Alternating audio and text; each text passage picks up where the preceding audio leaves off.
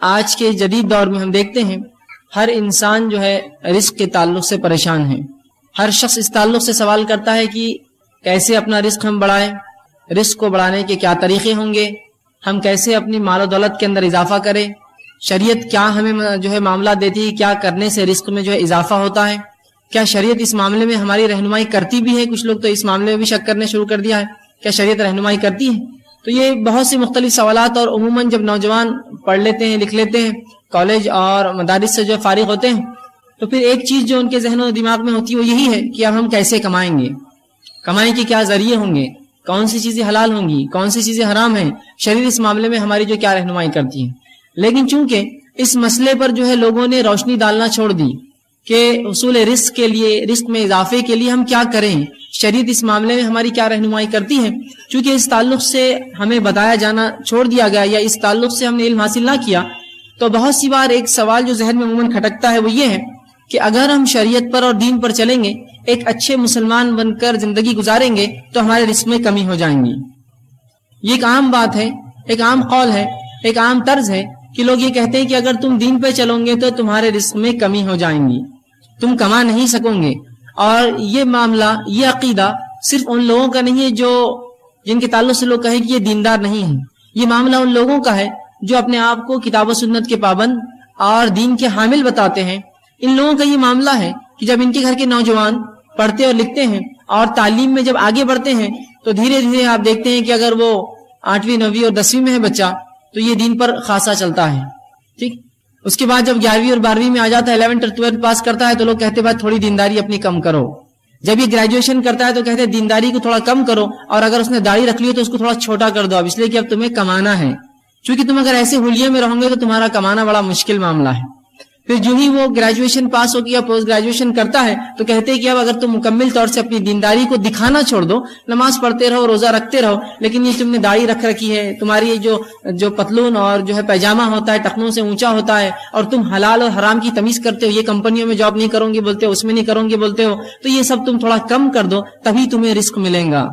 تو ہم دیکھتے ہیں کہ لوگوں نے ایک عقیدہ بنا لیا کہ اگر ہم دین پر چلیں گے تو ہم کما نہیں سکتے, یا دین پر چلیں گے تو رزق میں کمی آ جائیں گی. اسی لیے ہم دیکھتے ہیں کہ وہ نوجوان جس نے داڑیاں جمال رکھی ہو, اس نے کبھی کاٹی نہیں اپنی زندگی میں داڑھی, لیکن جو ہی وہ گریجویشن پوسٹ گریجویشن ہوتا ہے اور اپنی زندگی کے اس مرحلے میں قدم رکھتا ہے جب وہ رزق کمائے, تو تب ہم دیکھتے ہیں اس کی دینداری کا پیمانہ کم ہوتا جاتا ہے.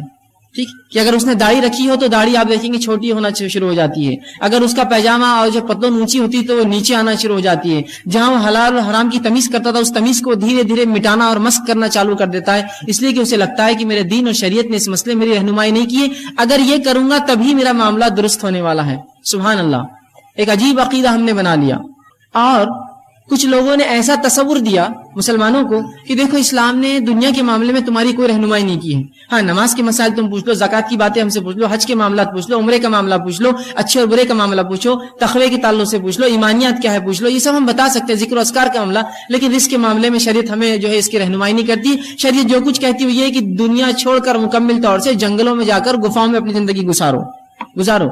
اور یہ عقیدہ دیا جاتا ہے کہ بھائی اس معاملے میں تو کوئی رہنمائی ہمارے پاس موجود نہیں ہے, لہٰذا اب جو دنیا کے جو طریقے کمانے کے تم اس میں لگے رہو. کیا واقعی میں ایسا لگتا ہے کہ دین اور شریعت جس کے تعلق سے یہ ہمارا اور آپ کا عقیدہ ہے کہ اس نے تمام شعبوں میں ہماری رہنمائی کی, کیا اس اہم شعبے میں ہماری رہنمائی نہیں کرتا ہوں گا؟ اتنا اہم شعبہ کہ کیسے ایک مومن حلال رزق کمائے اور رزق میں اضافہ کیسے کرے, اس کی کنجیاں, اس کی مفتاح اور اس کے حصول کیا ہوں گے کہ کیسے اپنے رزق کو بڑھائے, کیا شریعت اس معاملے میں جو ہماری رہنمائی نہیں کرتی ہوں گی؟ انس بن مالک رضی اللہ عنہ فرماتے ہیں, بخاری کی روایت ہے کہ اللہ کے رسول صلی اللہ علیہ وسلم جس دعا کو سب سے زیادہ کرتے وہ دعا یہ تھی, ربنا آتنا فی الدنیا حسنۃ وفی الآخرۃ حسنۃ وقنا عذاب النار. اے اللہ میرے لیے میری دنیا کو بہتر بنا اور میری آخرت کو بہتر بنا اور مجھے آنکھ کے عذاب سے بچا. رسول اکرم صلی اللہ علیہ وسلم کی کثرت سے یہ دعا تھی, آپ صلی اللہ علیہ وسلم یہ دعا کثرت سے کرتے, اس لیے کہ اس میں دنیا اور آخرت دونوں شامل ہو گئی. اور یہ بات میں پہلے بتا چکا ہوں, شریعت اسلامیہ دین اور دنیا میں فرق نہیں کرتی ہے. جس نے یہ کہا کہ شریعت نے دین اور دنیا میں فرق کیا, اس نے غلط کہا, اس نے شریعت کا صحیح جو ہے اس کی سمجھ نہیں پائی آج تک. اس لیے کہ شریعت جس چیز میں فرق کرتی ہے وہ دنیا اور آخرت میں فرق کرتی ہے. اگر میں یہ کہوں کہ میں اسلام پر چل رہا ہوں تو ظاہر سی بات ہے میں دنیا میں ہی اسلام پر چلوں گا, مرنے کے بعد کوئی اسلام نہیں ہے اور آخرت میں کوئی اسلام نہیں, کوئی نماز روزہ زکات حج کچھ عمل نہیں ہے, جو کچھ ہے دنیا میں ہے, تو دنیا میں رہتے ہوئے مجھے یہ کام کرنا ہے. تو لوگ کہتے ہیں نہیں دنیا کے تعلق سے تو شریعت نے کوئی رہنمائی نہیں کی، ہاں دین میں جو تم بہرحال کر سکتے ہو شریعت نے رہنمائی کر دی، مسائل ہے فلاں اور یہ چیز پہ عمل کر لو.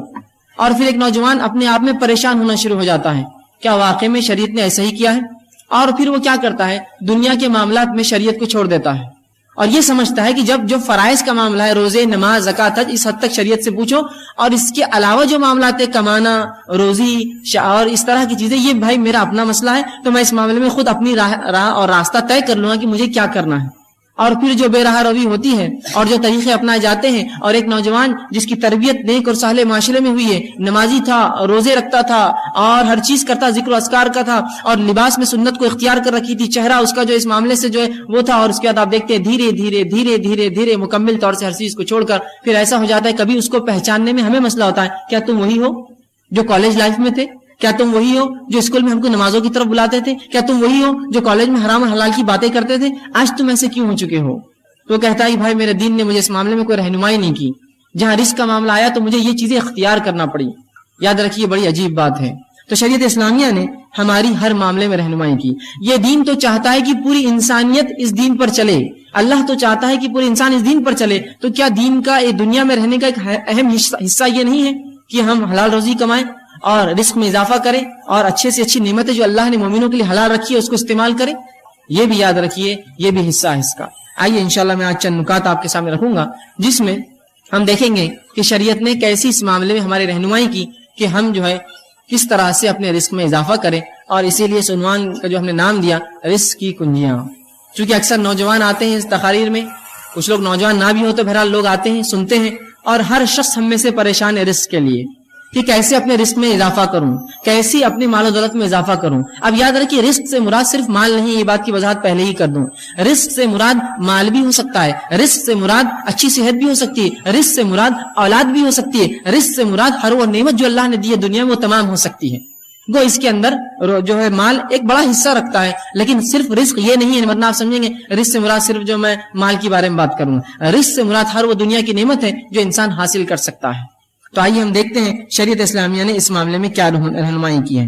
ٹھیک، اب اللہ کے رسول صلی اللہ علیہ وسلم کی زندگی ہمارے اور آپ کے لیے نمونہ ہے، آئیڈیل ہے. شریعت اسلامیہ نے مانگنے کو پسند نہیں کیا، گدا گری، بھیک منگی اور ہاتھ پھیلانے کو پسند نہیں کیا. اللہ کے رسول فرماتے ہیں ید العلیٰ خیر من ید السفلیٰ، اوپر والا ہاتھ نیچے والے ہاتھ سے افضل اور بہتر ہے.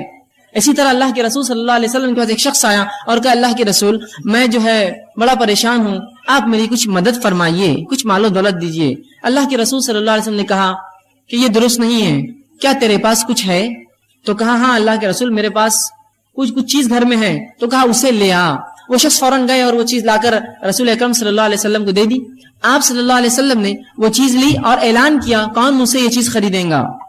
ایک صحابی نے کہا اللہ کے رسول میں اس سے آپ سے خریدوں گا، اور 2 درہم میں وہ چیز فروخت کر دی. کچھ اس کا زیرہ تھا ایک. جب رسول اللہ نے اس کو فروخت کر دیا، اس صحابی سے کہا جو مانگنے آئے تھے اب چلو میرے ساتھ. وہ صحابی رسول پیچھے پیچھے چلنے لگے. آپ ایک مقام پر گئے اور آپ نے ایک لکڑی خریدی اپنے ہاتھ سے. دوسری ایک دکان سے آپ نے جا کر ایک کلاہڑی کا اگلا حصہ جو ہوتا ہے وہ خریدا، اور اس لکڑی کے اندر اس کلاہڑی کا وہ حصہ اپنے ہاتھ سے پھنسایا اور کہا اب یہ لے جا، جنگل میں جا، درختوں کو کاٹ اور اس کو فروخت کر. تو شریعت اسلامیہ نے مانگنے کو پسند نہیں کیا، یاد رکھیے. ہاتھ پھیلانے کو اس نے پسند نہیں کیا، خودداری کو اس نے پسند کیا، خود کمانے کو، خود کفیل رہنے کو پسند کیا. اور یہی صحابہ کی فطرت تھی. عبد الرحمن ابن عوف رضی اللہ عنہ جب مدینہ آئے مکہ چھوڑ کر تو رسول اکرم صلی اللہ علیہ وسلم نے اخوت باندھی، بھائی چارہ باندھ دیا تھا. جن سے ان کا بھائی چارہ باندھا گیا، اس شخص نے کہا کہ بھائی میری دولت کا حصہ، باغ کا حصہ، اور چاہے تو میری بیوی جو میں سے ایک سے زیادہ ہے تم اس میں سے ایک میں طلاق دیتا ہوں، شادی نکاح کر لو عدت کے بعد. تو کہا نہیں مجھے تم بازار کا راستہ بتا دو، بس مجھے یہ کافی ہے. تو انہوں نے ان کو بازار کا راستہ بتا دیا اور بازار گئے. اور وہ کہتے کہ اسی روز جس روز میں بازار گیا میں نے کھجور اور پنیر خرید کر لایا. مطلب اتنا کام کیا، اتنی روزی ملی کہ میں نے کھجور اور پنیر اپنے مال سے خرید کر لایا. خودداری دیکھیے صحابی کی. گو یہاں انصار تیار تھے اپنا مال و دولت آدھا کرنے کو، لیکن مہاجر وہیں اتنے خوددار تھے، لینے کو تیار نہیں تھے اس چیز کو. خود گئے بازار سے وہ کر کے لایا. تو شریعت تو یہ پسند کرتی ہے کہ انسان خود کمائے، کسی کے اوپر جو ہے وہ ڈیپینڈ نہ رہے. اور یہی معاملہ اللہ کے رسول صلی اللہ علیہ وسلم کا تھا. جب لوگ اسلام میں آتے تو آپ ان کو غنی کر دیتے، کچھ دے کر ایسا کر دیتے کہ وہ خود کفیل ہو جاتا، پھر مانگنے کی نوبت نہ آتی. جو لوگ تنگ کرتے، تکلیفیں دیتے، جو اسلام لاتے، رسول اکرم صلی اللہ علیہ وسلم یہی کرتے. زکوٰۃ کا نظم بھی اسی کی ایک جو ہے علامت ہے.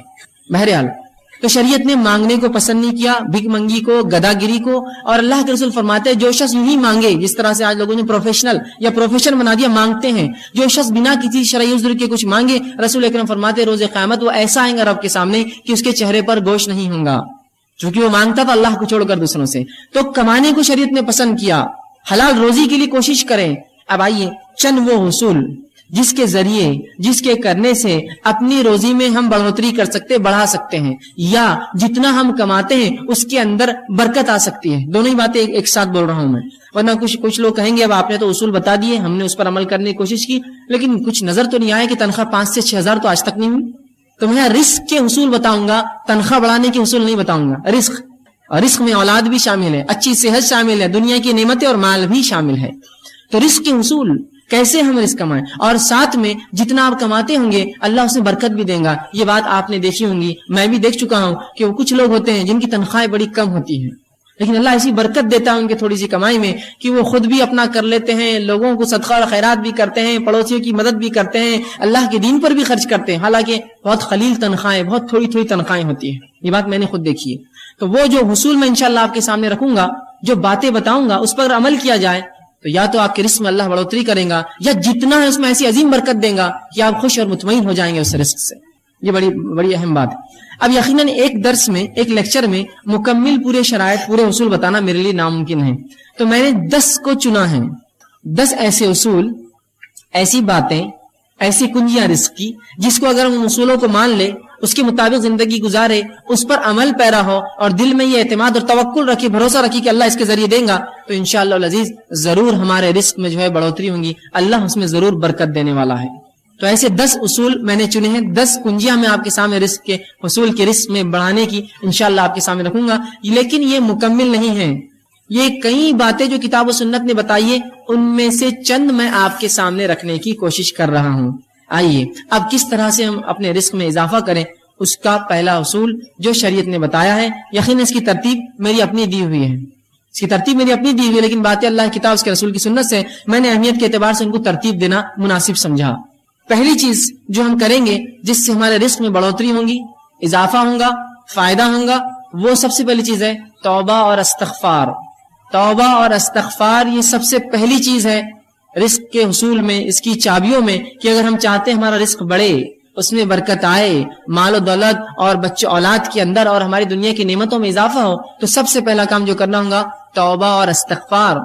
اب آئیے توبہ اور استغفار بولتے کس کو ہے وہ اگر جان لے تو زیادہ فائدہ ہوگا، ورنہ استغفر اللہ استغفر اللہ استغفر اللہ تو ہم کہہ رہے ہیں صبح اور شام، استغفر اللہ من کل ذنب واتوب الیہ، استغفر اللہ من کل ذنب واتوب، ہم بار بار پڑھ رہے ہیں، اس کا معنی کیا ہے؟ یہ اگر جان لیں گے تو انشاءاللہ زیادہ فائدہ ہوگا. ورنہ ہم لوگوں کو دیکھتے ہیں استغفر اللہ کے ورد سے ان کی زبانیں تھکتی نہیں ہیں، لیکن ان کے اعمال سے اور ان کے معاملات سے کچھ بھی ایسا نہیں دکھتا کہ یہ استغفر اللہ واقع میں کرتے ہوں گے یا اس کا کچھ فائدہ ہی نہیں ہوا ہوگا. ہم لوگ یہ سمجھتے ہیں شریعت نے جو استغفر اللہ کہنے کا حکم دیا کہ اس کے پڑھنے سے گناہ معاف ہوتے ہیں، تو ہم کو لگا کہ یہ استغفار اس لیے پڑھا جائے کہ گناہ کرو، اس لیے تو معاف ہوتے ہیں. تو ہم گناہ کرتے ہیں اور پھر استغفار پڑھتے ہیں. استغفار تو اس لیے جو گناہ ہو جائے اس کی معافی ملتی ہے. تو ہم سمجھتے نہیں کرنے کے لیے پڑھنا ہے ہم کو، کہ اب جو ہو گئے کرو اور پڑھو اور کرو اور پڑھو، جو ہو جائے اس کے لیے ہے. اور استغفار صرف الفاظ نہیں ہے، اس سے انسان کے معاملات بھی چھلکے کہ واقعی میں یہ توبہ کر چکا ہے، توبہ کرتا ہے. اس سے اس کے اعمال میں لگے کہ واقعی میں اس نے اپنی زندگی کی روش بدل دی، استغفار کرتا ہے. توبہ استغفار جس کو کہتے ہیں یہ توبہ اس کا معنی ہوتا ہے. تو توبہ اور استغفار صرف الفاظ نہیں، یاد رکھیے. علامہ جو ہے راغب اصفہانی اور امام نووی رحمہ اللہ توبہ کے لیے چند شرائط لکھتے ہیں. توبہ کے لیے وہ لوگ کہتے ہیں کہ 4 شرائط ہے، ان شرائط کو جب پورا کیا جائے گا تب استغفار ہوا، تب اصل توبہ ہوئی. آئیے پہلی شرط وہ لکھتے ہیں وہ یہ ہے کہ گناہوں کو ان کی برائی کی وجہ سے انسان چھوڑے. گناہوں کو ان کی برائی کی وجہ سے انسان چھوڑے. اس لیے گناہ نہ چھوڑے کہ اب بچیاں بڑی ہوگی، شادی کا مسئلہ آئے گا، اگر باپ گناہگار رہیں گا تو بچوں کو نکاح کے پیغام نہیں آئیں گے، نہیں، اس لیے نہ چھوڑے. گناہوں کو ان کی برائی کی وجہ سے انسان چھوڑے، اس سے استغفار اور اس سے توبہ کرے. یہ نہیں کہ اب تو مجبوری ہے کہ اب مجھے گناہ چھوڑنا ہے، تو گناہوں کو ان کی برائی کی وجہ سے ترک کرے. اور پہلی شرط اپنی غلطی پر نادم ہو. گناہوں کو چھوڑنے کا ارادہ کیا، ان کی برائی کی وجہ سے اپنے گناہوں پر نادم ہوا کہ مجھ سے یہ گناہ ہوا.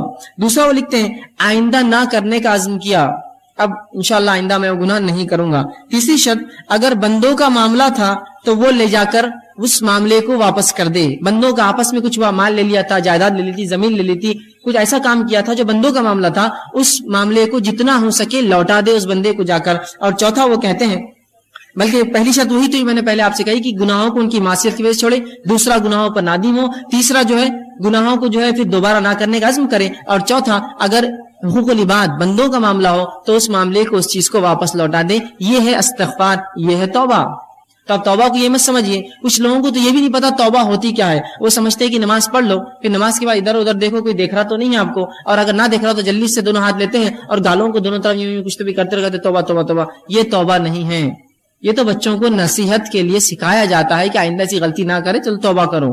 یہ توبہ نہیں ہے. تو وہ امت کو توبہ کا تصور بھی نہیں ہے کہ اس کے اصول کیا ہے, وہ ہوتی کیسے, اس کا معاملہ کیا ہے. وہ سمجھتے گالوں پر ہاتھ لگانا یہ توبہ ہے. یہ توبہ نہیں, یاد رکھیے. تو توبہ کی 4 شرائط ہے استغفار کی. آئیے اب جو استغفر اللہ یا استغفار ہے, یہ حصول رزق کا ذریعہ ہے. یہ کرنے سے رزق میں اضافہ ہوتا ہے. اس کے دلائل کیا ہیں, آئیے ہم قرآن سے دیکھتے ہیں. اللہ رب العزت قرآن میں فرماتا ہے, سورہ نوح سورہ نمبر 71 اور آیت نمبر 10 سے لے کر 16 میں اللہ فرماتا ہے اور کہتا ہے, فَقُلْتُ اسْتَغْفِرُوا رَبَّكُمْ إِنَّهُ كَانَ غَفَّارًا. پھر آگے فرماتا ہے, يُرْسِلِ السَّمَاءَ عَلَيْكُمْ مِدْرَارًا وَيُمْدِدْكُمْ بِأَمْوَالٍ وَبَنِينَ وَيَجْعَلْ لَكُمْ جَنَّاتٍ وَيَجْعَلْ لَكُمْ أَنْهَارًا. یہ واقعہ یوں ہے کہ نوح علیہ الصلوۃ والسلام نے اپنی قوم کو دعوت دی, اسلام کا پیغام پہنچایا, قوم نے انکار کیا. اس کے بعد اللہ رب العزت کے سامنے نوح علیہ السلام جاتے ہیں اور کہتے ہیں, اے اللہ یہ رپورٹ ہے میری, یہ کنکلوژن ہے میرا اس قوم کے تعلق سے کہ اے میرے رب, انہوں نے کہا فَقُلْتُ اسْتَغْفِرُوا رَبَّكُمْ إِنَّهُ كَانَ غَفَّارًا. اے اللہ میں نے اس قوم کو بار بار کہا, اے میری قوم اپنے رب سے توبہ کرو اپنی شرک اور گناہوں کی وجہ سے, یقیناً وہ تم کو معاف کرنے والا ہے.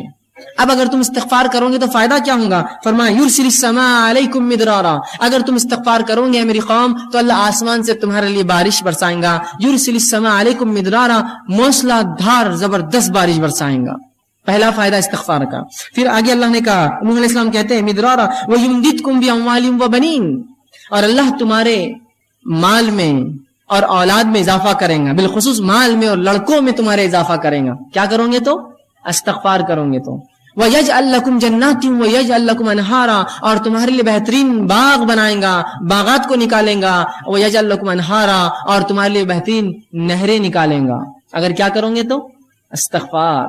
اے میری قوم اگر تم یہ کر لو تو آسمان سے بارش پاؤں گے, مال میں اضافہ پاؤں گے, اولاد اور لڑکوں میں اضافہ پاؤں گے, اور تمہیں بہترین باغ اللہ دے گا, اچھی نعمتیں دے گا, اور جو ہے تمہارے لیے جو ہے نہریں نکالیں گا ان باغوں میں.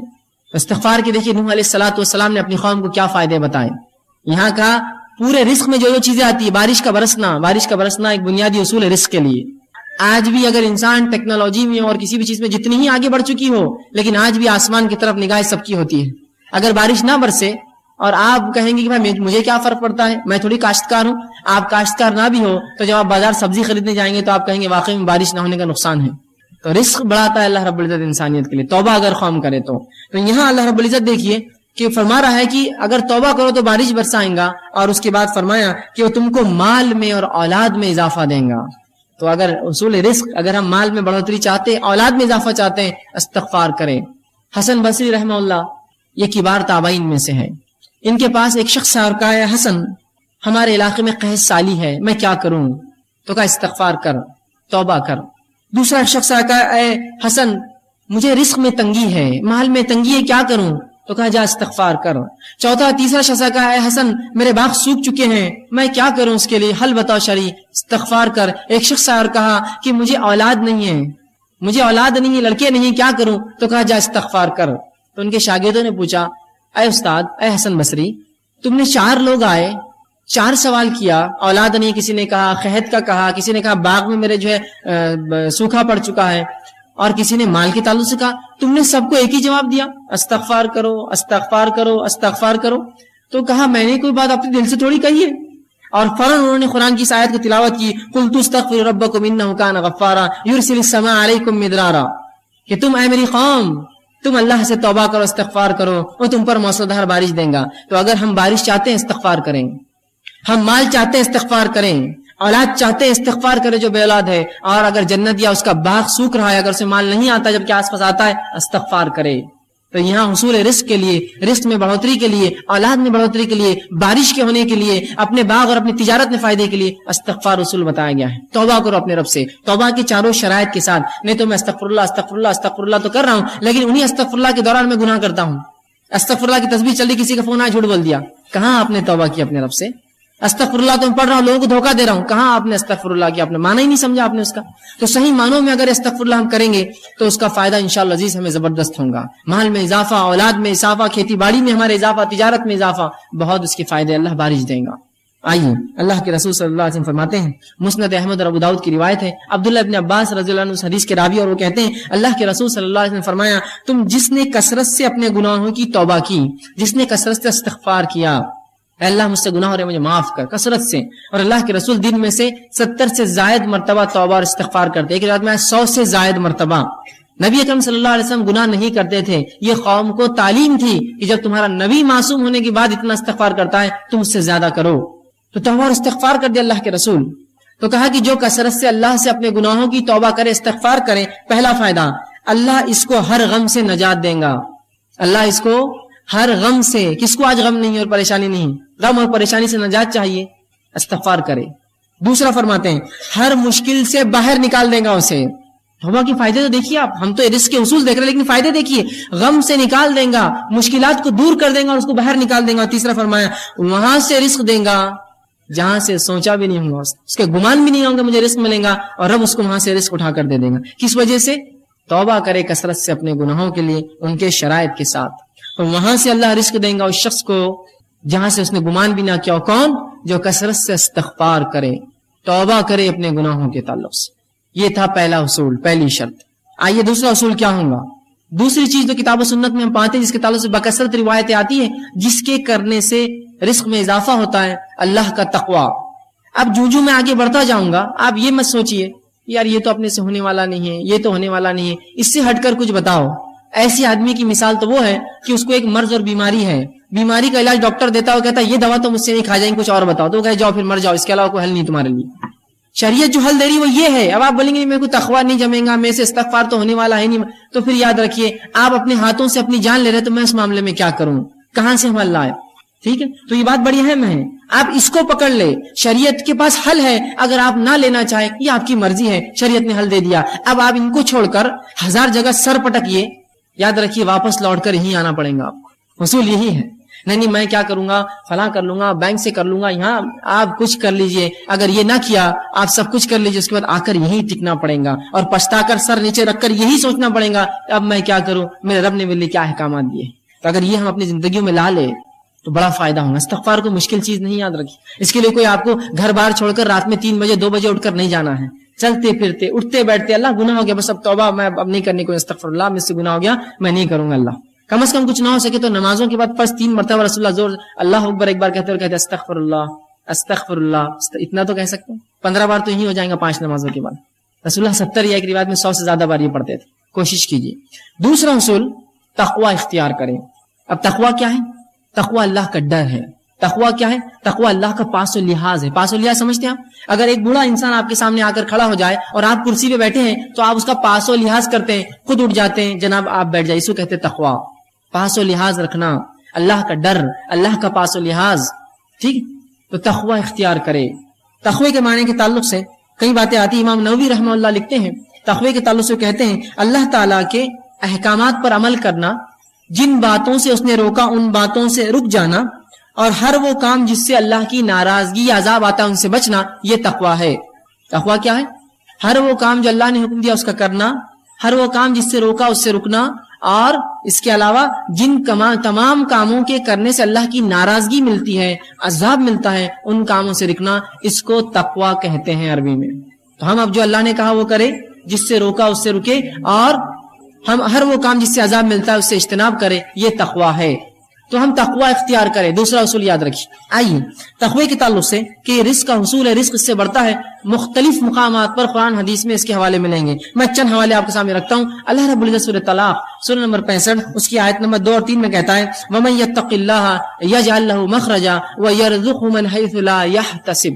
کیا فرما رہا ہے دیکھیے، وَمَن يَتَّقِ اللَّهَ، جو اللہ کا ڈر اور پاس و لحاظ اختیار کرے، يَجْعَل لَّهُ مَخْرَجًا، اللہ اس کو ہر غم سے باہر نکال دے گا اور اس کو وہاں سے روزی دے گا جہاں سے اس نے کبھی گمان بھی نہیں کیا ہوگا۔ کیا فرمایا؟ وَمَن يَتَّقِ اللَّهَ يَجْعَل لَّهُ مَخْرَجًا، جو اللہ پر جو ہے اس کا تقوی اختیار کرے گا اللہ اس کو ہر غم سے نجات دے گا اور وہاں سے روزی دے گا جہاں سے اس نے سوچا بھی نہ ہوگا، گمان بھی نہیں کیا ہوگا، اس کی عقلیں گئی بھی نہیں ہوں گی وہاں تک۔ صرف ایک عمل کیجئے، تقوی اختیار کیجئے، زبردست عظیم فائدے کہ وہاں سے رزق دیں گا جہاں سے سوچا نہ ہوگا اور ہر غم سے اس کو نجات دیں گا۔ اس آیت کے تعلق سے یجعل لہ مخرجا کے تعلق سے عبداللہ ابن عباس رضی اللہ عنہ فرماتے ہیں، اس کی تفسیر میں کہتے ہیں اس کو دنیا اور آخرت کے ہر غم سے باہر نکالیں گا، یجعل لہ مخرجا کے تعلق سے۔ اور اسی آیت کے جملے کی تفسیر میں عبداللہ ابن مسعود رضی اللہ عنہ فرماتے ہیں اور کہتے ہیں ان اکبر آیات من قرآن فرجا، غموں کو، مصیبتوں کو اور پریشانیوں کو دور کرنے والی قرآن کی سب سے عظیم آیت ہے۔ جو شخص اللہ کا تقوی ڈر اختیار کرے اللہ کیا کرتا ہے اس کے لیے، یجعل لہ مخرجا، ہر غم سے نکلنا، ہر مشکل سے نکلنا آسان کرتا ہے اور وہاں سے روزی دیتا ہے جہاں سے اس نے گمان بھی نہیں کیا تھا۔ تقوی اختیار کیجیے، اللہ کا عظیم فائدے اس دنیا میں اٹھائیے، عظیم فائدے، ہر غم سے نجات اور رزق میں اضافہ۔ اسی طرح اللہ رب العزت قرآن میں سورہ اعراف سورہ نمبر 7 آیت نمبر 92 میں فرماتا کہتا ہے وَلَوْ أَنَّ أَهْلَ الْقُرَىٰ آمَنُوا وَاتَّقُوا لَفَتَحْنَا عَلَيْهِمْ بَرَكَاتٌ مِّنَ السَّمَاءِ وَالْأَرْضِ، کہ اگر یہ بستی والے ایمان لائے، وَلَوْ أَنَّ أَهْلَ الْقُرَىٰ آمَنُوا، اگر اس بستی والے ایمان لائے، وَاتَّقُوا اور اللہ کا ڈر اختیار کرے، لَفَتَحْنَا عَلَيْهِمْ بَرَكَاتٍ مِّنَ السَّمَاءِ وَالْأَرْضِ، تو ہم ان کے لیے آسمان اور زمین کے برکت کے دروازے کھول دیں گے۔ کس کے لیے؟ جو ایمان لائے اور اللہ کا ڈر اختیار کرے، اللہ آسمان اور زمین کے دروازے اس کے لیے رزق کے کھول دیں گا، برکت کے دروازے کھل جائیں گے اس کے لیے جو اللہ کا تقوی اور ڈر اختیار کرے۔ دیکھیے کیسا عظیم فائدہ ہے اللہ کا ڈر اور تقوی اختیار کرنے کہ اللہ آسمان و زمین کی برکت کے دروازے کھول دیتا ہے۔ آج دیکھیے کبھی بارش تو ہوتی ہے، کھیتی فصل تو آتی ہے، پیسہ بھی کبھی ہاتھ لگتا ہے، برکت کہاں ہے اس کے اندر؟ ایک زمانہ تھا، آپ نے بھی سنا ہوگا، میں نے بھی سنا ہے کہ لوگوں کی تنخواہیں 100-200 روپے، 40 اور 50 روپے ہوا کرتی، لیکن حالات یہ تھے ایک انسان 10-10 20 اور 25-25 لوگوں کو پالتا تھا اپنے گھر میں، اتنی برکت تھی اس روپے میں۔ آج ہم ہزاروں اور لاکھوں کما کے بھی 2 اولاد کو پالنا ہمارے لیے مشکل ہے۔ یہ تو برکت چھین گئی زمین و آسمان ہم جو دیتی تھی، ہم جو فائدے تھے، اس لیے کہ ہم نے ایمان لا کر اللہ کا ڈر دل میں رکھا، صرف ایمان نام کو لایا مسلمان ہے۔ اگر ڈر رکھتے تو اللہ آسمان و زمین کی برکت کے دروازے اس بستی والوں پر، ایمان والوں پر کھول دیتا۔ اور یہ توحید کی برکت ہے، یاد رکھیے۔ اور جس قوم نے توحید کو اپنایا اللہ نے اس کے لیے زمین و آسمان کے دروازے برکت کے کھول دیے۔ اس کے نمونے آپ دیکھ سکتے ہیں ان قوموں کے تعلق سے جو قومیں کسی زمانے تک پستی میں رہی اور اس کے بعد اللہ رب العزت کو انہوں نے ڈر اختیار کیا اور توحید پر آئی، اللہ رب العزت نے زمینوں کے نیچے سے خزانے ان کے لیے کھول دیے۔ جب انہوں نے اللہ کا ڈر اور تقوی اختیار کیا اور توحید پر اڑ گئے تو اللہ نے ایسی جگہ سے روزی دی جہاں سے گمان بھی نہ کی ہوں گی۔ کس نے گمان کیا تھا؟ ان علاقوں کو جن کو بنجر زمین اور چٹیل ریگستان مانا جاتا تھا کہ اس کی زمین کے نیچے سے سونا اگلیں گی وہ زمینیں اور پیٹرول کی شکل میں مادے نکل رہے ہیں۔ آج دنیا اس کا فائدہ اٹھا رہے، وہ ممالک اس کا فائدہ اٹھا رہے۔ کبھی کیا گمان میں کیا ہوں گا ان ممالک نے کہ زمین کے نیچے اللہ نے ان کے لیے ایسے رزق رکھے؟ تو توحید کی برکت ہے، یاد رکھیے۔ جو قوم توحید پر آ جائیں گی اللہ آسمان و زمین کے دروازے کھول دیں گا، وہاں کھول دیے ان کے لیے۔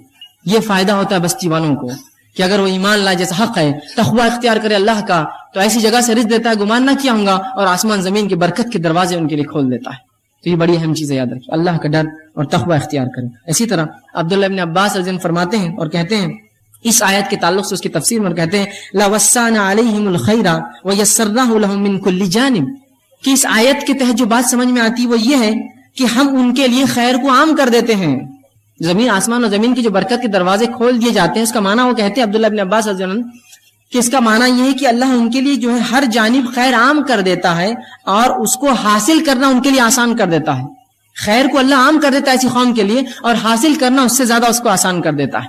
کبھی خیر تو عام ہوتا ہے لیکن حاصل نہیں کر پاتے ہم اس سے، تو خیر کو عام کرتا ہے اللہ اور اس کو حاصل کرنا آسان کرتا ہے۔ تو دیکھیے اللہ کا ڈر اختیار کرنے کا فائدہ کیا ہے، زمین و آسمان کی برکتیں اور ساتھ میں ایسی جگہ سے روزی اور رزق جہاں سے گمان نہ کیا۔ آئیے اسی طرح جو ہے تیسرا اصول تقوی کے بعد جو تیسری چیز اپنی زندگی میں ہم لائیں گے جس سے ہم کو یہ فائدہ ہوگا کہ ہم رزق کی کنجا حصول رزق کے لیے جو رزق میں بڑھوتری زیادہ کرنے کے لیے جو ہم کریں گے وہ یہ ہے اللہ تعالیٰ پر توکل، بھروسہ، اعتماد۔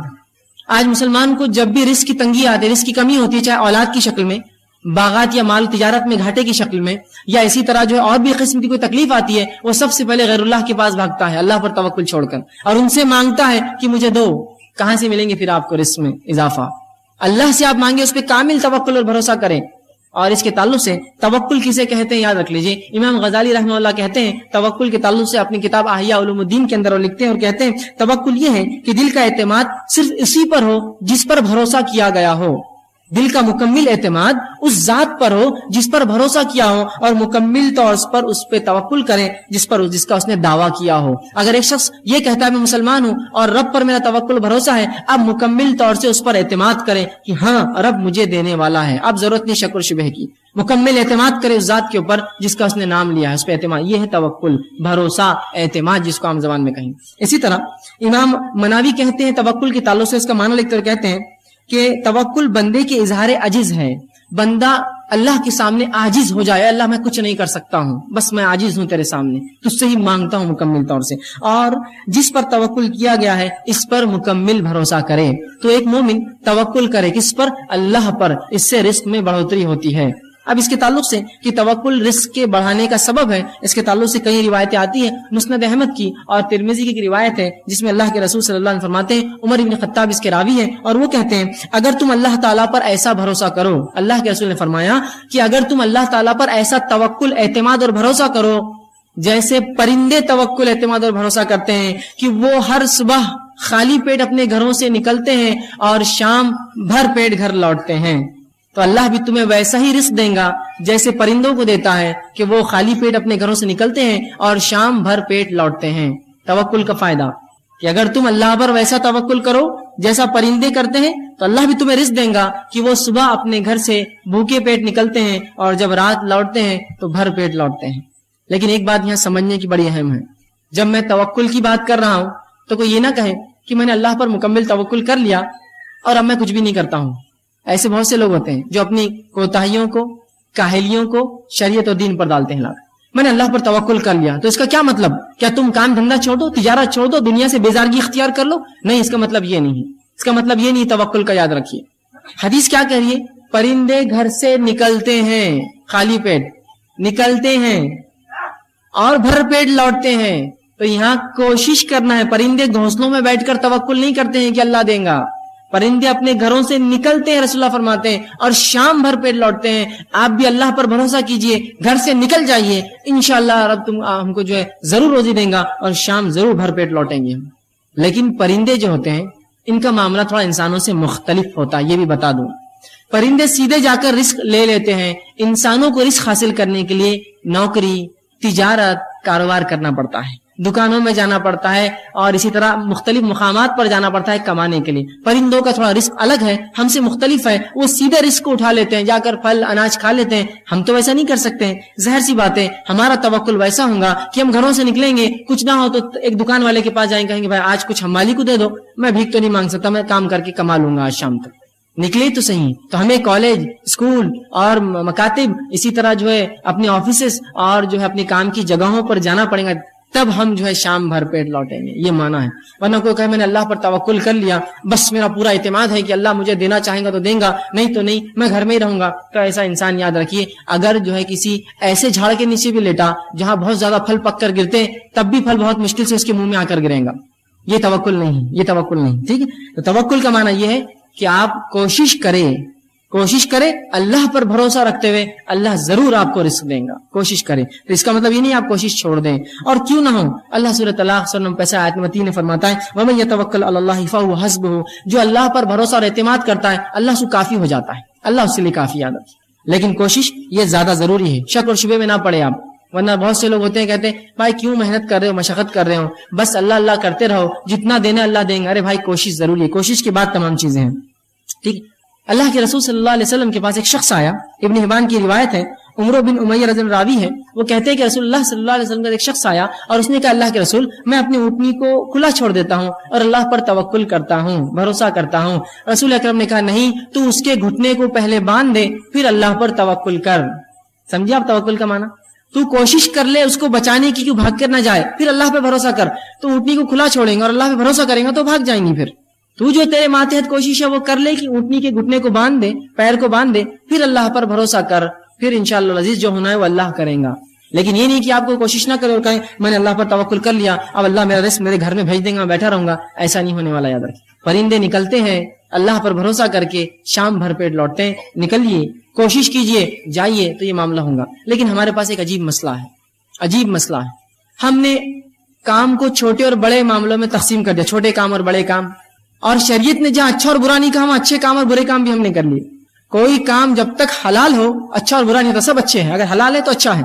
کوئی انسان اگر جوتا بھی اگر سیتا ہے تو وہ بھی اچھا کام کرتا ہے، کوئی غلط نہیں. ہاں اگر کوئی بہت کماتا اور حرام کام کرتا ہے تو وہ کام غلط ہے، بنے اس کے کہ اس نے حلال کام کرا ہے، جوتا سی رہا ہے، جھاڑو مارتا ہے، حمام اور پیخانے لوگوں کی صاف کرتا ہے، وہ حلال کام ہے اس کے لیے، بنے اس کے کہ حرام کام کریں. لیکن ہمارا مسئلہ یہ، وہ ڈگری وہ پوسٹ ملی تو میں جاؤں گا، نہیں تو میں کام نہیں کروں گا. پھر ایسے لوگوں کے لیے توکل اور بھروسہ اور تقویٰ کچھ کام نہیں آنے والا ہے. یہاں نکلنے کے معنی میں آپ جائیے، کوشش کیجیے. آپ کوشش نہیں کریں گے اور بولیں گے میں سیدھا جاؤں اور ایک مالدار انسان بن جاؤں، تو یہ ہونے والا ہے نہیں. کوشش کیا ہے اس کے لیے. اور ہر شخص جو کسی زمانے میں مالدار ہوتا ہے، کسی زمانے میں کہانی پوچھی وہ غریب بھی تھا، چھوٹی چھوٹی کوشش کی اور اسی کوشش میں بڑھتا رہا، اللہ نے اس کو برکت دی. سمجھ رہے آپ بات؟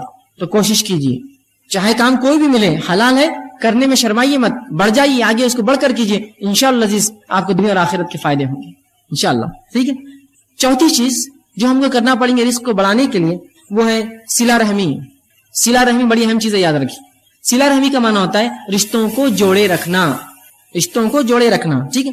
حافظ ابن حجر اسقلانی رحمہ اللہ وہ لکھتے ہیں اس کے تعلق صلہ رحمی کے تعلق سے، اور کہتے ہیں کہ صلہ رحمی سے مراد رشتہ داری ہے، اور رشتہ دار سے مراد وہ لوگ ہیں جن میں باہمی نسبتی تعلق ہو، چاہے پیدائش سے تعلق بنا ہو، چاہے نکاح سے تعلق بنا ہو، نسبتی اس سے تعلق ہو، چاہے پھر وہ وارث ہو یا نہ ہو، محرم ہو یا نہ ہو، وہ اس کا رشتہ ہے. مثال کے طور پر کچھ لوگ وارث ہوتے ہیں رشتہ دار، مثال طور بیٹے اور بیٹیاں یہ وارث ہیں، اور ساتھ میں محرم بھی ہے. لیکن کچھ لوگ غیر محرم بھی ہوتے ہیں جو آپ کے رشتہ دار ہوتے ہیں، آپ کی جو ہے چچیری بہنیں اور پھپھیری بہنیں اور خلیری بہنیں، وہ آپ کی محرم نہیں ہے لیکن رشتہ دار ہے.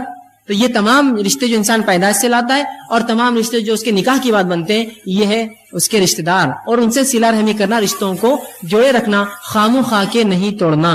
لیکن آج ہم دیکھتے ہیں لوگ خطا رحمی کرتے ہیں، رشتوں کو توڑ دیتے ہیں آسانی سے. بھائی چچا ہے بات نہیں کرتا، یہ ہے بات نہیں کرتا، ان کے پاس جاتا نہیں، ان سے ملتا نہیں، ان کے پاس کھاتا نہیں. رشتے مت توڑیے خام و خواہ کے. صلہ رحمی کے آئیے فائدے سن لیجیے. اللہ کے رسول صلی اللہ علیہ وسلم فرماتے ہیں، اب جو ہے بخاری کی روایت ہے، ابو ہریرہ رضی اللہ عنہ اس حدیث کے راوی کہتے ہیں آپ صلی اللہ علیہ وسلم فرمایا جو شخص اپنے رزق میں کشادگی چاہتا ہے اور اپنی عمر میں اضافہ چاہتا ہے وہ صلہ رحمی کرے. جو شخص اپنے رزق میں کشادگی، روزی میں بڑھوتری چاہتا ہے اور عمر میں برکت اور اضافہ چاہتا ہے وہ صلہ رحمی کرے، رشتوں کو باقی رکھے، خام و خواہ رشتے نہ توڑے. آئیے دوسری روایت، انس بن مالک رضی اللہ عنہ فرماتے ہیں، بخاری کی روایت ہے، فرماتے ہیں رسول اللہ نے کہا جو شخص یہ چاہتا ہے کہ اس کے رزق میں وسعت ہو، کشادگی ہو اور عمر میں بڑھوتری اللہ بڑھائے تو وہ صلہ رحمی کرے، رشتوں کو باقی رکھے، خام و خواہ رشتے نہ توڑے. اسی طرح مسند احمد اور ترمذی کی ایک روایت ہے جس میں اللہ کے رسول صلی اللہ علیہ وسلم فرماتے ہیں، ابو ہریرہ رضی اللہ عنہ اس حدیث کی بھی راوی ہے، وہ کہتے ہیں اللہ کے رسول نے فرمایا اپنے خرابت داروں کے تعلق سے معلومات حاصل کیا کرو، اپنے رشتہ داروں کے بارے میں معلومات لیا کرو. اس لیے کیا فرماتے ہیں تاکہ تم صلہ رحمی کر سکو، تاکہ ان سے رشتے باقی رکھ سکو. بلا شبہ، بغیر شک کے صلہ رحمی سے خاندان میں محبت، صلہ رحمی کرنے سے خاندان میں محبت، مال میں کثرت اور عمر کے اندر اضافہ ہوتا ہے. صلہ رحمی کرنے سے خاندان میں محبت، مال میں کثرت اور کیا ہوتا ہے، عمر میں اضافہ ہوتا ہے. تو ہمیں بھی چاہیے ہم صلہ رحمی کریں.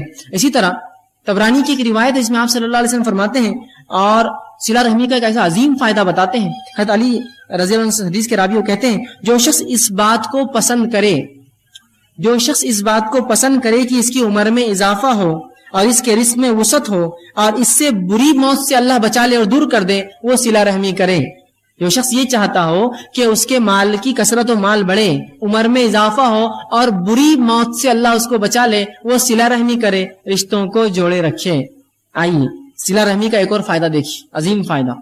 رسول اللہ فرماتے، ابن حبان کی روایت ہے، ابو بکر رضی اللہ عنہ حدیث کے راوی ہے، وہ کہتے اللہ کے رسول نے فرمایا تمام نیکیوں میں سب سے زیادہ جس نیکی کا جلدی بدلہ مل جاتا ہے وہ صلہ رحمی ہے. تمام نیکیوں میں سب سے جلدی جس نیکی کا بدلہ ملتا ہے وہ صلہ رحمی ہے. اور پھر فرماتے ہیں جس کا ثواب حاصل ہوتا ہے صلہ رحمی سے ملتا ہے، یہاں تک کہ جب کسی برے خاندان کے لوگ، نیک نہیں ہے برے لوگ، برے خاندان کے لوگ اپنے رشتہ داروں سے صلہ رحمی کرتے ہیں تو اللہ تعالیٰ ان کے مالوں کو بڑھا دیتا ہے. کیا فرما رہے ہیں؟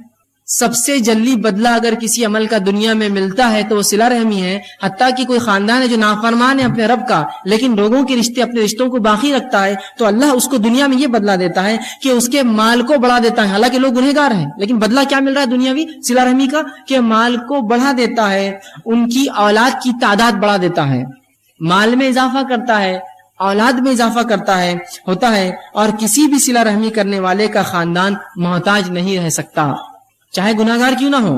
صلہ رحمی کرتا ہے تو انشاءاللہ العزیز محتاج کبھی نہیں ہوگا، محتاج نہیں ہوگا. آج کے دور میں ہم سمجھتے ہیں خطا رحمی کرنے سے محتاجی دور ہونی ہے نا. ارے یار رشتے رکھیں گے تو مانگنے آ جائیں گے، رشتے دار مانگیں گے، پیچھے یہ کریں گے، رشتے توڑ دو، توڑیں گے تو نہیں، رشتے جوڑیے، اضافہ ہوگا رزق میں، اولاد میں اضافہ ہوگا. اور سب سے جلدی بدلہ اگر کسی نیکی میں ملتا ہے تو وہ صلہ رحمی یاد رکھیے. تو صلہ رحمی میں آگے بڑھیے، رشتوں کو جوڑیے. 5واں اصول جس پہ ہم عمل کرنے کی کوشش کریں گے جس سے رزق میں اضافہ ہوتا ہے وہ یہ ہے اللہ تعالیٰ کی راہ میں خرچ کرنا. اللہ تعالیٰ کی راہ میں خرچ کرنا، اللہ نے جو مال دیا ہے. اب دیکھیے ایک بات، جب بھی خرچ کرنے کی بات آتی ہے تو لوگ مالداروں کی طرف دیکھتے ہیں، بھائی تمہارے لیے بات ہے ہمارے لیے تو نہیں.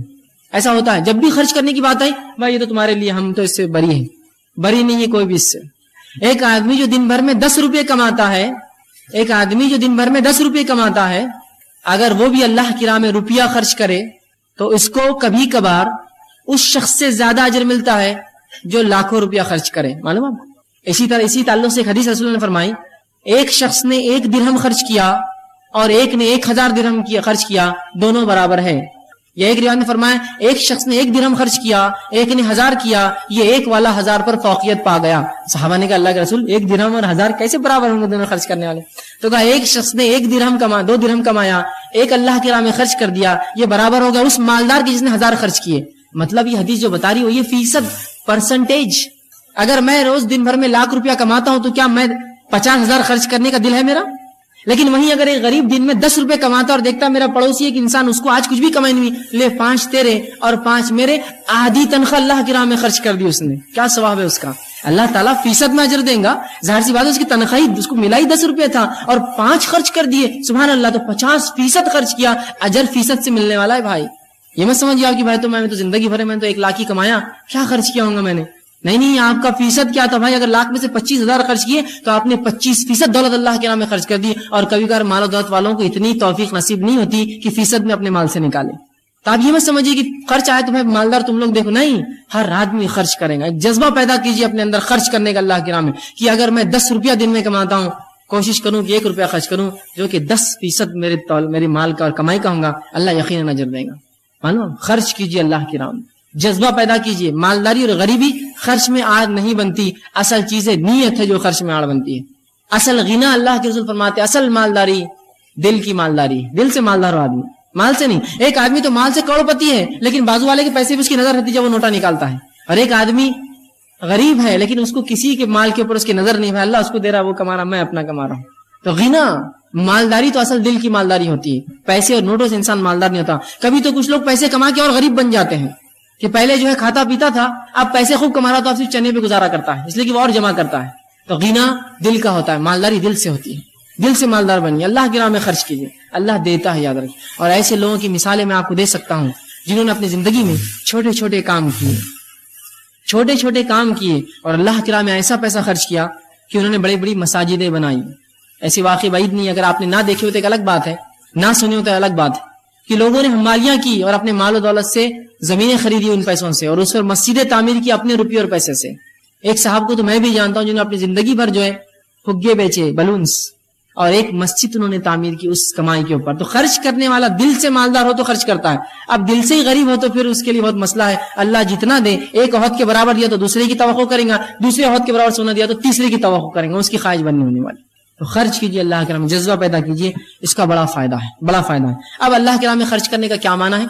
جہاں جہاں اللہ نے حکم دیا وہاں خرچ کیجیے. یتیموں میں، مسکینوں میں، فقیروں میں، مسافروں کے اندر، وہ لوگ جن کی گردنیں جو ہے دبی ہوئی ہے بوجھ کے تحت، ادھار جن پر ہے، ان میں، جو لوگ جو ہے اسلام پر چلنے کی بنیاد پر جیلوں میں ڈال دی گئی، ان کے چھڑانے کے لیے مختلف جگہ جہاں شریعت نے حکم دیا اللہ کی راہ میں خرچ کیجیے، یاد رکھیے.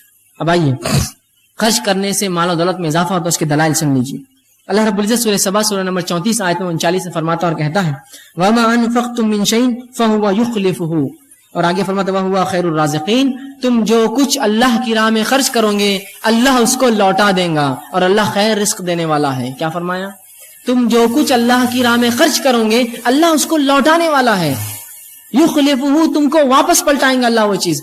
سبحان اللہ۔ اندازہ لگائیے دنیا میں اگر ہم کسی پر خرچ کریں، اس کی حیثیت مرتبہ استطاعت کے مطابق خرچ کرتے ہیں کہ یار جتنا خرچ کریں گے اتنا ریٹرن بھی ملے گا، یہ آدمی کی حیثیت زیادہ ہے نا۔ اندازہ لگائیے لوگ اللہ کے راہ میں خرچ کر کے سوچتے ہیں ہم غریب بن جائیں گے۔ ارے کیسے تم غریب بنو گے؟ تم سوچو تو صحیح کس کے راستے میں تم پیسہ دے رہے ہو؟ کیا وہ ذات تم کو غریب رہنے دیں گی اس کے راہ میں خرچ کرنے کی بات؟ کبھی نہیں ہو سکتا۔ یاد رکھیے جو اللہ کے راہ میں خرچ کرتا ہے اللہ اس کو عظیم نعمت عطا کرتا ہے۔ یاد رکھیے خرچ کرنے کا جذبہ بنائیے، اور یاد رکھیے اللہ کے راہ میں ہم جیسا خرچ کریں گے ویسا اس کا بدلہ بھی ملے گا۔ آج ہماری ذہنیتیں اتنی کند ہو گئی ہے، اتنی بگڑ چکی ہے کہ سب سے ناقص، سب سے کمزور، سب سے چھوٹا، سب سے ادنا اور سب سے بیکار قسم کی چیز اللہ کی راہ میں ہم خرچ کرتے ہیں۔ دلائل کی فہرست لا کر گنا سکتا ہوں۔ میرے گھر کا کام چل رہا ہے اور میرے گھر کی فرشی کیسی ہونا چاہیے، وہ میرے شان و شوکت اور میرے سٹیٹس کے مطابق ہونا چاہیے۔ وہیں کوئی کہے کہ بھائی اللہ کی راہ میں کچھ اگر آپ دے دیتے، ایک مسجد، ایک مدرسہ یا دینی کچھ کام ہو رہا ہے، ایک فرشی دے دیجئے، تو وہ کہتا ہے کہ فلاں دکان پہ جاؤ، اس کو فون کر کے بولتا ہے 3rd گریڈ کی سب سے ناقص فرشیاں ہو تو نکال کر دے دو، اس لیے کہ مسجد میں لگنا ہے۔ میرے گھر کا اگر نل ہو تو سب سے اچھا ہو، کروم پالش ہو، پیتل کا ہو، اس لیے کہ لوہے کا ہوتا ہے تو وہ کھلتا نہیں ہے جلدی۔ اگر مسجد میں کوئی آیا کہ ہمیں نل چاہیے تو بھائی وہ 4 10 5 روپے کے لوکھنڈی نل لے لیجئے، جس کو فجر میں لوگ پتھروں سے کھولتے ہیں اس لیے کہ وہ ٹائٹ ہو جاتے ہیں، اس کو مارنا پڑتا ہے کھولنے کے لیے۔ یہ اللہ کی راہ میں تو تم جو دو گے اس کی راہ میں وہ پلٹا کر اللہ دیں گا، پھر اللہ بھی سب سے ناقص، سب سے فالتو، سب سے ادنا، سب سے بیکار والی چیز ہم کو لوٹا کر دیتا ہے، اس لیے کہ اس کی راہ میں وہی ہم نے دیا ہے۔ جو دو گے وہ پاؤ گے۔ ایک آدمی ہے جو مال و دولت میں اچھا امیر آدمی ہے، اس کے اگر وہ آپ کے گھر آیا تو آپ کیسا خرچ کرتے ہیں اس پہ؟ ارے یار اس کی حیثیت بہت ہے، کل اس کے گھر جائیں گے تو اپنے کو ملے گا، کرو خرچ۔ تو اللہ کی راہ میں خرچ کرنے کو ہوتا جو دنیا کو کھلاتا ہے، جس نے ہم کو دیا اور جو آگے بھی دیں گا، اس کے راہ میں تم ہلکا ہوتے، اور جیب میں جب ہاتھ ڈالتے ہیں، جب اللہ کے راہ میں خرچ کرنے کا معاملہ آیا تو اگر موٹا سکہ آتا ہے تو اس کو چھوڑ کے پتلا ڈھونڈتے ہیں اس کے اندر سے کہ تو یہ موٹا 5 کا ہو گیا ہوں گے، اس کو چھوڑ دو نیچے، لیکن اس سے پتلا اور اس سے چھوٹا اگر کوئی مل جائے تو وہ اللہ کی راہ کے لیے۔ لیکن وہیں ہزاروں روپیے یا 1000 کی نوٹ جو سب سے بڑی نوٹ ہے آج ہمارے علاقے کے اندر، یہ نوٹ بھی چھوٹی لگتی ہے جب دوستوں کے ساتھ ہوٹلوں میں جاتے ہیں اور بازاروں میں گھومتے ہیں۔ 1000 روپیے دوستوں کے لیے کیا میں خرچ کر پاؤں گا؟ یہ تو شرمندگی کی بات ہے، صرف 1000 روپیے اور میرے 5 دوست میرے ساتھ گھوم رہے ہیں۔ اور وہی اللہ کی راہ میں سب سے ناقص۔ تھوڑا اپنی ذہنیت کو بدلنے کی زبردست ضرورت ہے ہمیں۔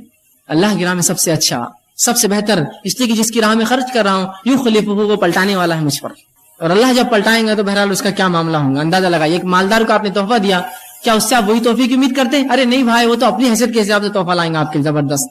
تو اللہ دنیا میں بھی پلٹائیں گا، آخرت میں پلٹانے والا ہے۔ کہاں کہ تم جو کچھ خرچ، وما انفقتم من شیء، تم اے مسلمانوں جو کچھ خرچ کرو، یخلفہ شیء فهو یخلفہ، اللہ تمہیں لوٹا دے گا، وهو خیر الرازقین، اور وہ بہتر رزق دینے والا ہے۔ تو خرچ کیجیے اللہ کی راہ میں، اس کے بڑے ثواب ہیں۔ اسی طرح ابن کثیر رحمہ اللہ اس کی تفسیر کرتے اس آیت کی اور کہتے ہیں تم جو بھی خرچ کرو گے اللہ دنیا اور آخرت میں اس کا بدلہ دے گا، اس کا وہ اس آیت میں وعدہ کر رہا ہے۔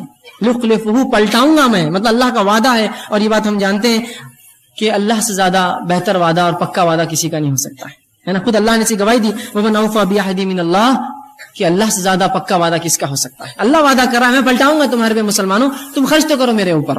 ہم جو کچھ اللہ کی راہ میں خرچ کریں گے اللہ وہ ہم کو پلٹا کر دینے والا ہے، یاد رکھیے وہ پلٹانے والا اللہ سبحانہ تعالیٰ، ٹھیک۔ اسی طرح اللہ رب العزت قرآن میں سورہ بقرہ آیت نمبر 268 میں فرماتا ہے جو کہ خرچ کرنے کے خلاف شیطان کیسا ورغلاتا ہے ایک مومن کو۔ دیکھیے اللہ فرماتا ہے اور کہتا ہے الشیطان یعیدکم الفقر ویأمرکم بالفحشاء واللہ یعیدکم مغفرۃ منہ وفضلا واللہ واسع علیم۔ اللہ کہتا ہے الشیطان یعیدکم الفقر، شیطان تمہیں مسلمانوں فقیری کا ڈر دلاتا ہے۔ ارے اللہ کی راہ میں خرچ کروں گے تو بچوں کا کیا ہوں گا، اللہ کی راہ میں خرچ کروں گے تو معاملات کیا ہوں گے، اللہ کی راہ میں خرچ کروں گے تمہارا اسٹیٹس کہاں جائے گا، تم کہاں خرچ کر رہے ہو پیسہ۔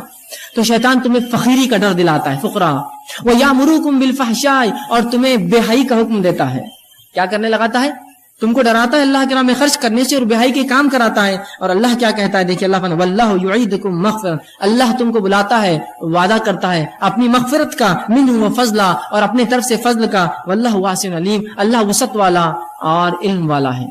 اس آیت کے تعلق سے جو ہے عبداللہ ابن عباس رضی اللہ عنہ فرماتے ہیں شیطان 2 وعدے کرتا ہے، اللہ 2 وعدے کر رہا ہے۔ شیطان دو وعدے کیا کر رہا ہے؟ خرچ کرو گے تو تم ڈوب جاؤ گے اللہ کے نام، اور فحش کرو، گندے کام کرو۔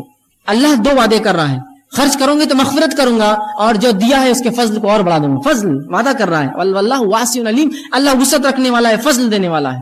تو شیطان ڈراتا ہے ہم کو، یاد رکھیں، ارے خرچ مت کرو بھائی فلاں ہو جائیں گا، ارے یہ مت کرو بھائی ایسا ہو جائے گا، وہ ڈراتا ہے، ڈری مت اس کے بہکانے سے۔ اور ایک مال تو ایسی چیز ہے، یہ ایسا دوست ہے اور ایک ایسا ساتھی ہے جس کے تعلق سے اللہ کے رسول فرماتے ہیں تین دوست ہے۔ ایک دوست تو وہ ہے جو انسان کے مرتے اس کا ساتھ چھوڑ دیتا ہے، دوسرا دوست وہ ہے جو قبرستان تک ساتھ آتا ہے، اور تیسرا وہ ہے جو خبر میں اور آخرت میں ساتھ آئے گا۔ پہلا دوست جو سب سے انسان کا پکا دوست ہوتا ہے لیکن سب سے بے وفا ہے، وہ مال ہے، مرتے ہی ساتھ چھوڑ دیتا ہے وہ۔ کیا آپ نے کبھی دیکھا کسی کی موت ہوئی اور اس کی تجوری، اس کے غلے، اس کے بینک بیلنس، اس کے جو ہے شیئرز اور اس کے سرٹیفکیٹس لے کے دفنائے گے اس کے ساتھ کہ تیرے ساتھ نہیں ہوتا ہے۔ حتیٰ کہ اگر کوئی انسان مر جائے اور ہاتھ میں کوئی اس کے چاندی کی کوئی انگوٹھی رہ جائے جس کو نہلا رہے اور پھنس جائے تو لوگ کاٹ کر نکالتے ہوئے 80-90 روپے کی انگوٹھی بھی نہیں چھوڑتے ہیں، ایسا بے وفا ہے۔ اگر خبر کے اندر کوئی مٹی ڈال رہا اور جیب میں سے کوئی سکہ گر جائے تو بولتا رک جاؤ، پیسہ نہیں۔ اتنا بے وفا ساتھی ہے، اور اس سے سب سے زیادہ محبت انسان کرتا ہے، سب سے زیادہ اس کے لیے حرام خوری، رشتوں کو توڑتا ہے، لوگوں کو اذیت دیتا ہے، مالوں کو لوٹتا ہے، بیجا وہ کرتا ہے، سب کرتا ہے۔ یہ ساتھی مرتے ہی آپ کا ساتھ چھوڑتا ہے، بولتا بس میرا معاملہ ختم ہوا۔ دوسرے ساتھی رشتہ دار جو صرف قبرستان تک دفنانے آتے ہیں، کوئی اپنے ماں باپ کے ساتھ خود دفن نہیں ہوتا، کوئی بیوی بچوں کے ساتھ خود نہیں جاتا۔ اور تیسرا وہ ساتھی ہے جو ہمارا سب سے کمزور ساتھی ہے، جس کو ہم سب سے ناقص دوست سمجھتے ہیں، جس کو ہم دوستی رکھنا بھی نہیں چاہتے، وہ اعمال ہے جو خبر میں بھی آئیں گے، جو آخرت میں بھی کام آنے والے۔ یہ سب سے پکا دوست بنائیے اعمال، اللہ کے راہ میں خرچ کیجیے، ٹھیک۔ اسی طرح ابو ہریرہ رضی اللہ عنہ فرماتے ہیں، مسلم کی روایت ہے، اللہ کے رسول صلی اللہ علیہ وسلم نے فرمایا، بڑی زبردست بات کہی، اور دیکھیے کیا فرمایا، یا ابن آدم انفق علیک، اے آدم کی اولاد، اے آدم کے بیٹو، مجھ پر خرچ کرو، میں تم پر خرچ کروں گا۔ انفق علیک، میں تم پر خرچ کروں گا، تم مجھ پر خرچ کرو، تم میری راہ میں دو، میں تمہیں دوں گا۔ اب اندازہ لگائیے، اللہ کہہ رہا ہے تم میری راہ میں دو، میں تمہیں دوں گا۔